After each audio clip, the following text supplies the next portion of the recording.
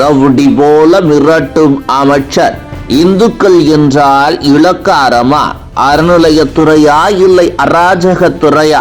தமிழகத்தில் பாரத் மாதாவுக்கு ஜெய் என்றால் இது ஒரு கேட்கக்கூடாத வார்த்தை போல ஆக்கிவிட்டார்கள் திராவிட கும்பல். இந்திய தாயின் புகழ் ஓங்குக என சொல்வதில் என்ன தவறு இருக்கிறது என்பதுதான் புரியாத புதிராக உள்ளது.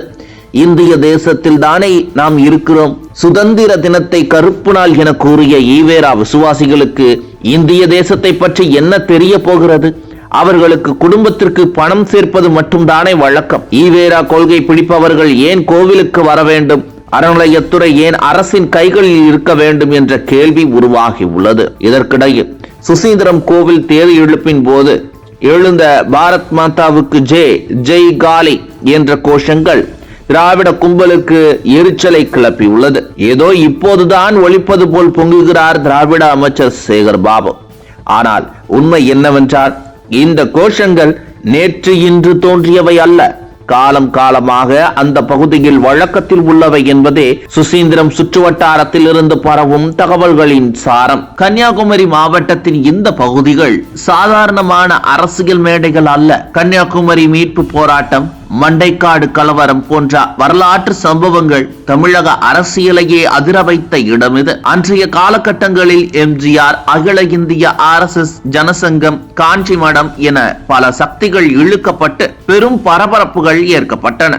இதனை நினைவில் வைத்தே அப்போது மத நல்லிணக்கம் பேசிக்கொண்டிருந்த திமுக கூட இந்த பகுதிகளில் நேரடியாக களமிறங்க தயங்கியது. ஐயா கலைஞரே கூட நிதானமாக மௌனத்தை கடைபிடித்தார். வீரமணியின் குரலும் அங்கு ஒலிக்கவில்லை.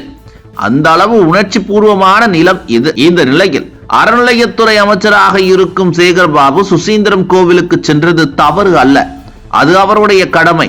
ஆனால் ஊர்வலம் தொடங்கிய பின் தாமதமாக சென்றதும், அங்கு வழக்கமாக எழும் கோஷங்களை கண்டித்ததும், அதை விட முக்கியமாக அமைச்சருக்கே உரிய நிதானத்தை இழந்து தரம் தாழ்ந்த வார்த்தைகளை பயன்படுத்தியதும் தான் இன்று விவாதமாகி உள்ளது. பாரத் மாதாவுக்கு ஜெய் என்பது பிரச்சனைக்குரிய கோஷமா? இந்திய திருநாட்டின் ஆலயத்தின் முன் இந்தியா வாழ்க என்று சொல்வது எப்போது தவறான செயலாக மாறியது? இந்த கேள்விகளுக்கு தெளிவான பதில் எதுவும் இல்லை. ஆனால் அந்த இடத்தில் அமைச்சர் கோபப்பட வேண்டிய அவசியமே இல்லை என்பதே பொதுமக்களின் கருத்தாக உள்ளது. நாடு வாழ்க, பாரத தாய் வாழ்க எனும் சூழலில் இந்திய குடிமகனும் அமைச்சருமான ஒருவர் அரசியல் மேடை பேச்சு போல் தரம் தாழ்ந்த வார்த்தைகளை கோவில் முன் பக்தர்களை நோக்கி பேசியது நிச்சயம் ஏற்றுக்கொள்ள முடியாது. அது அரசியல் நாகரிகமும் அல்ல. புனிதமான ஆலயத்தின் மரியாதைக்கும் அரசின் கண்ணியத்திற்கும் பொருந்தாத செயல்.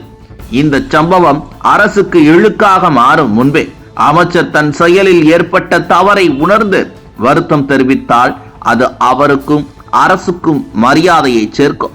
ஏனெனில் சுசீந்திரம் போன்ற உணர்ச்சி பூர்வமான பகுதிகளில் அரசியல் காட்டப்பட வேண்டியது அல்ல.